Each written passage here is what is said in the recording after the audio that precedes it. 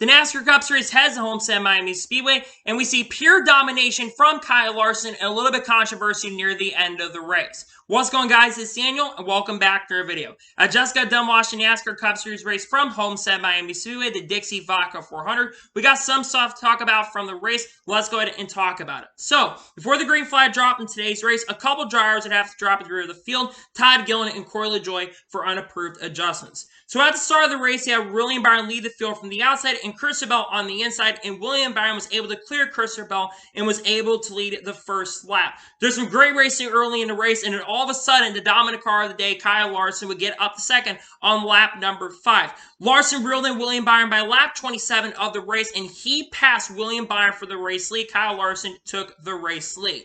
The first caution race that happened on lap number 30 for John Nemechek, who just got loose off of turn number 2 from 4th position, was running really well, was having some really good speed and some great lap times. He unfortunately spun, hit the outside wall, and this kind of took him out of contention to win the race. All the lap cars ended up coming down pit road with everyone taking 4 tires, with William Byron winning the race off pit road. So on the restart, William Byron lead the field from the outside and Kyle Larson on the inside, and William Byron was able to get a great restart, and then eventually William Byron got passed by Kyle Larson, and Kyle Larson started pulling away. Meanwhile, Kyle Larson really started taking off, had a near 7 or 8 second lead near the end of the stage as Reddick had gotten up to second. All of a sudden, though, near the end of stage 1, Todd Reddick's car really started falling off. He's lost a lot of pace in his car and started falling way back to around 4th position. But Kyle Larson had such a big lead, his crew chief told him to back off, and he would dominate and win stage number 1. All the lap cars end up coming down pit road with Kyle Larson basically leading, basically winning the race off pit road. Todd Reddick, who was up front, basically lost 7 or 8 positions on pit road due to having an issue with his jack and fell back. So on the restart, you had Kyle Larson lead the field from the outside and William Byron on the outside, and Kyle Larson was able to get the lead, and he once again started pulling away. Then we saw green flag pit stops in the race about 40 laps or 30 laps into the run. Austin Cindric came down pit road first. Then Joe Logano came down pit road with Chase Briscoe, Chris Buescher, among others. Then a bunch of other cars, including Mark Truex Jr., Daniel Swartz, Kevin Harvick, all come down pit road. And Todd Reddick also had to back up and had issues on his pit stop as well. And eventually, Kyle Larson, a lap later, he came down pit road. There was zero contact on pit road between Denny Hamlin and Kyle Larson, but luckily, there were issues between the two of them. A couple of drivers have issues on pit road. Noah Gragson also would get a speeding penalty, who really struggled today as well. Then, basically, at the end of the cycle, Christopher Bell came in, and then Kyle Larson was able to get the race lead back, and he started once again pulling away. Near the end of stage number 2, the caution would come out 5 laps to go in stage number 2, ending the stage due to Chase Briscoe, who had some major damage on the right front or car after hitting the outside wall hard with the flat tire going down. He bring the caution out, and now he'll be going into Martinsville, looking to have to win at Martinsville. With him going to the garage with suspension issues, this would end his day. But because of that caution coming out, Kyle Larson would come off the corner and win stage number 2. All the lap cars are coming down pit road, Kyle Larson winning the race off pit road. Larson's able to clear for the race lead on the restart, was able to once again start pulling away. Then we saw some guys basically having really good racing throughout the pack. Byron got up to second. Denny Hamlin actually got loose in the later portion of the run where he got loose in turn 3 and dropped a ton of positions back. Then green flag pit stops started happening because at the time you could do a 2-stop strategy or a 1-stop strategy. William Byron would come on pit road first. Then he would basically lose a ton of positions after left, basically a loose wheel. Joe Logano, then Reddick would come in 2 laps later, and both of them would have issues on pit road. Then Ryan Blaney, Chase Elliott came down pit road, and then Ross Chastain, Mark Truex Jr., and Kyle Busch came down pit road. But the major turning point in this race would come out with 57 laps to go, where Ryan Blaney downshift going onto the access road coming off pit road. He would end up spinning out, bringing out the caution. And this would change everything because the guys that had come down pit road, they basically had gotten a free piss off at the time, and they're basically going to be out front, while Larson would end up basically having to come down pit road. So all those cars end up coming down pit road. Kyle Larson actually win the race off pit road. We basically see of some guys take the wave around Chase Elliott, Kyle Busch, Ryan Blaney, who all got stuck behind in traffic. So on the restart on lap 217, you had Mark Truex Jr. lead the field from the outside because he and Ross Chastain basically had gotten lucky, and Chastain was on the inside, and we saw Denny Hamlin get a great run and was able to clear all of them for the race lead. Then eventually Hamlin and Mark Truex Jr. got side by side up on the front stretch, and eventually Mark Truex Jr. was able to get around Denny Hamlin for the race lead.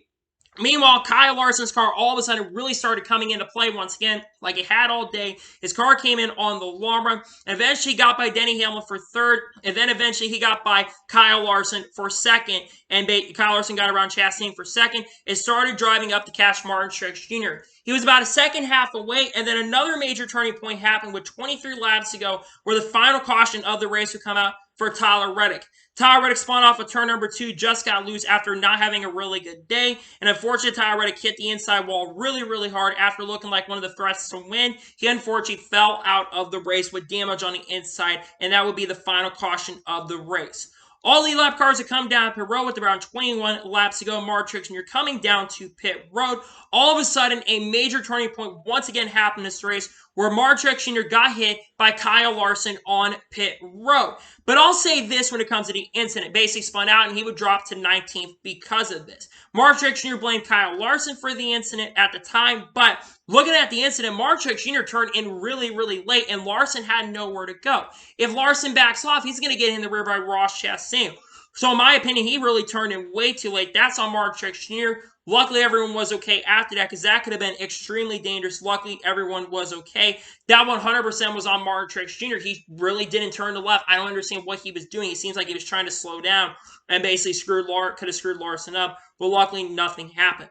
So on the final restart of the race, because of that, with Truex being back in 19th, you have Kyle Larson leading the field from the outside and Denny Hamlin on the inside. And Kyle Larson got a great run and was able to clear for the race lead. Then all of a sudden, AJ Allmendinger, who looked really strong in the second half of this race, was really coming to field, looked fast early. He gets up to second, and they start trying to catch Kyle Larson at the end. But with 10 laps to go, Kyle Larson's car really started coming in, and basically they really started going ahead and pulling. He started pulling away from Ross Chastain and Allmendinger. They had a battle behind him for second position, a great battle between the two of them at the end, but basically at the end, Denny Hamlin also got on the outside wall. But as Chastain and Allmendinger were basically battling really, really hard, they would not be able to run down Kyle Larson, and coming off the corner, Kyle Larson puts up probably the most dominant performance of the 2022 season, picks up his third win of the 2022 season, gets 19th career victory, and finally picks up his first ever win at Homestead Miami Speedway. Kyle Larson, no doubt, had the best car. Yes, people are going to look at that controversial moment saying that he basically had to do something else to basically win. I don't think so. Larson, by far, had the clear fastest car of the day, led 199 laps. That 5 team, imagine if they were still in the championship. A great bounce-back week after last week at Las Vegas, where he's in a little bit of controversy. It's great to see Kyle Larson have a bounce-back day. It was great to see him have a fantastic run today and finally get a win here at Homestead like he should have. He was my pick coming into the weekend. And it's good to see my pick get the victory. Third win in 2022. Congratulations to Larson. Probably the most deserved win anybody's gotten this year, in my opinion. By far the best car all day. Gets the victory. You love to see the best car get the victory. Congratulations to Kyle Larson on picking up the victory here at Homestead Miami Speedway. So now we're going to take a look at the race results of today's race, and I'll give you my score of today's race. So Kyle Larson picks up the victory. Ross Chastain gets a very strong second place finish. Ross Chastain was quiet for the most part. Early in the race, he really, really struggled. But near the end of the race, that one car really came in, had a great strategy call near the end to stay up front. It gets a fantastic top 5 finish. Ross Chastain just getting a lot of really good finishes, and it's looking really good for him to have a chance to make it to the championship at Phoenix in a couple weeks. How about AJ Allmendinger running third? AJ ran top 10 pretty much all day long. Kind of fell back a little bit near the middle, but near the end, his car really started coming back to life. Gets a fantastic third place finish. That 16 car is going to be a threat next year, win a lot of races, and he's getting better and better the more experience he gets in his next-gen cars. So congratulations, Allmendinger, on getting a really strong third place finish. How about Austin Dillon getting fourth? Great run from Austin Dillon. Austin Dillon's been kind of quiet all year long. Of course, he did make the playoffs this year, but got eliminated in the round 16. Great run from Austin Dillon, a fourth place finish. It's good to see Austin Dillon. He was quiet most of the day. He was good on the long run as well. So good to see Austin Dillon finish fourth. Brad Keselowski finishes fifth. Want to give him a shout out because he never really fell farther back than 7th or 8th all day long. That 6 car looked really, really good today. If you're an RFK fan going into 2023, you do have to have a lot of optimism because it seems like Keselowski's getting faster and faster as the year has gone on. Great to see Brad Keselowski finish 6th. Great run from him. Martin Truex Jr. finishes 6th, if only had been for Truex. Truex is this close to winning today. Did have a really fast car. Unfortunately, that mistake cost him a win. Still a great day, though, for Truex. It's a shame he couldn't win due to a mistake that he made on pit road, but a great run from Truex nonetheless. Denny Hamlin finished 7th. Hamlin's car kind of fell off near the end. He got into the outside wall and lost a bunch of positions, but a 7th place run nonetheless. A great run from Denny Hamlin today. Quite early in the race, got a really good long run car, finished 7th. Great run from Denny Hamlin.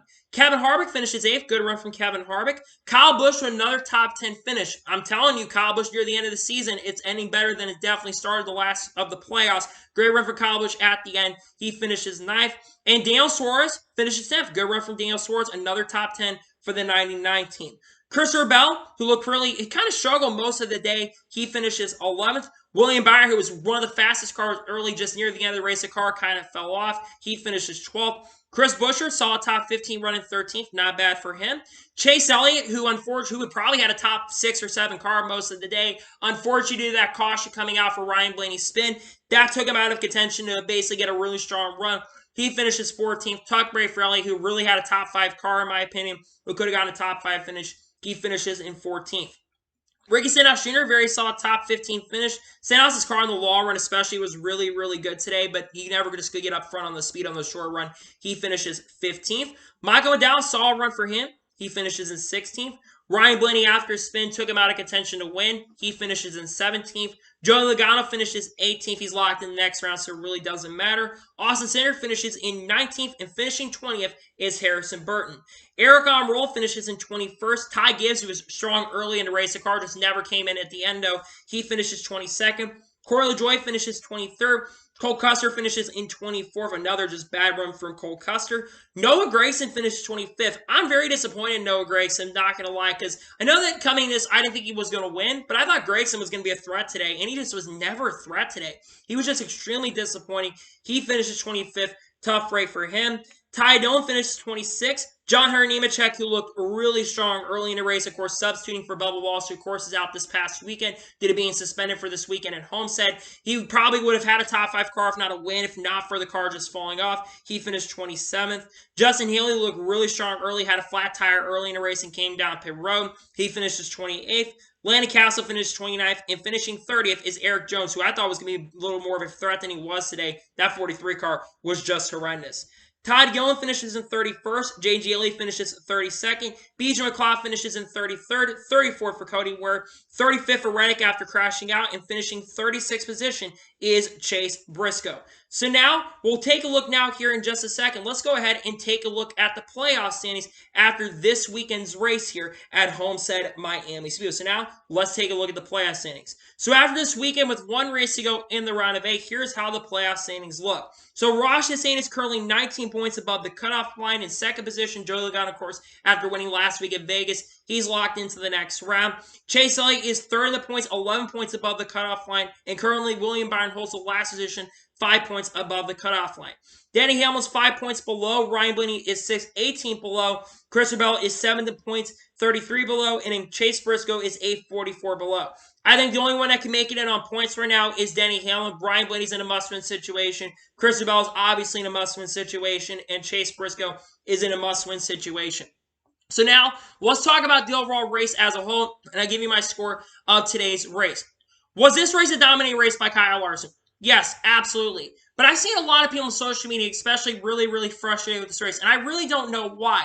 This race, I thought for sure, was actually a really solid race. There was a lot of good racing throughout the field. Sure, like I said, you had domination for sure by Kyle Larson, but when you have a car that's so hooked up like Larson's is, it's going to be really tough to beat that 5 car, and Larson was just so dominant today that no one could really touch him. But throughout the field, you had great side-by-side racing, fantastic racing throughout the field. Sure, it's not the best Homestead race I've ever seen, but it's better than some of the other races we've seen for sure. I think it's better than 2020, 2019, somewhat 2018 as well. I think 2021 was still a better one than 2022 in all honesty, but I still thought today's race was really solid. Not spectacular by any stretch of imagination, but a very solid Homestead race. I'm giving my score for today's Homestead race at 8 out of 10. Like I said, I want a little more than what we got today, but I did enjoy this race for sure, and 8 out of 10 is my score for today's race at Homestead.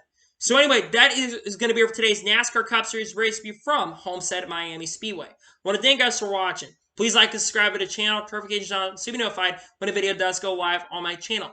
Follow me on Twitter, Facebook, and Instagram, and support me on Patreon as well. Links description below over that, and comment below your thoughts on today's race.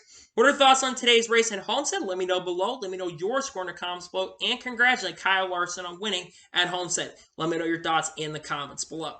Tomorrow on my channel, we're going to have the NASCAR Cup. We're going to have a NASCAR news video on the channel. We'll talk about some of the NASCAR motorsports news over the last couple of days, including the Formula 1 races as well. Tuesday is going to be race picks for the upcoming race at Martinsville. Wednesday will be a NASCAR news video. Thursday is going to be telling me who I think will make the championship for. And then Friday will be another NASCAR news video. And then Saturday and Sunday, we'll be doing race reviews for both the Xfinity Series and Cup Series races at Martinsville. So anyway, like I said, I want to thank you guys for watching today's episode, and I'll see you guys next time for some more great, awesome NASCAR content and other motorsports content on the channel like this. Take care, everybody.